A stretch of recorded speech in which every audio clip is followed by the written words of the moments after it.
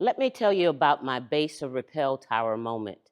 It was there in 1989 in Fort Jackson, South Carolina, literally standing at the bottom of a 35-foot rappel tower.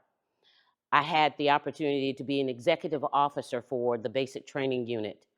I was kind of like one of those things that didn't go with the other, if you remember Sesame Street, because I was the only female officer of about 20 male officers in the brigade. But I was excited. This was my first opportunity to show what I had learned from my officer basic course.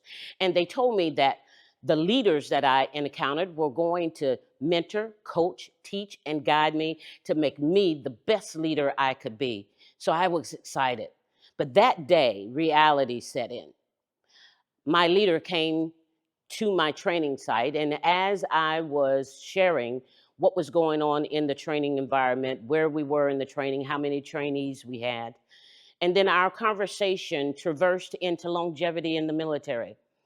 And that's when the bomb dropped. Our conversation went to him telling me that I had no right as a woman to be in this military, that he was going to do everything within his authority to make sure that Tia didn't make it to the next level. So I want you to sit in that for a moment and think about how I felt at that moment.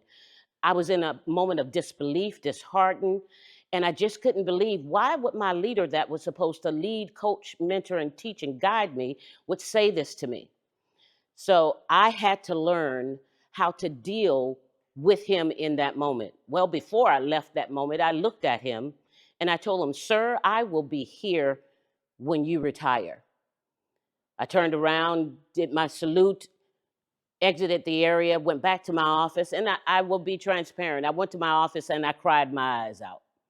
And then my champion, Sergeant First Class Bobby D. Harris, walked in my office and he said to me, "Ma'am, are you going to sit here and cry all day, or are you going to learn some strategy on how to deal with this?" Well, long story short, fast forward, I was there when this lieutenant colonel retired. I shook his hand. I saluted him with the best and sharpest salute I could. But what I remember and learned from that moment was having a P3 mentality of persistence, to persist toward my goals, perseverance to endure his inadequate leadership, but still hold close to my values, and then patience with the process, because it didn't happen overnight, but I came out triumphant.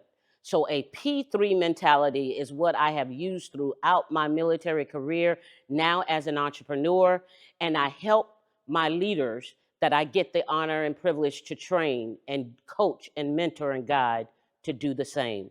Having a P3 mentality.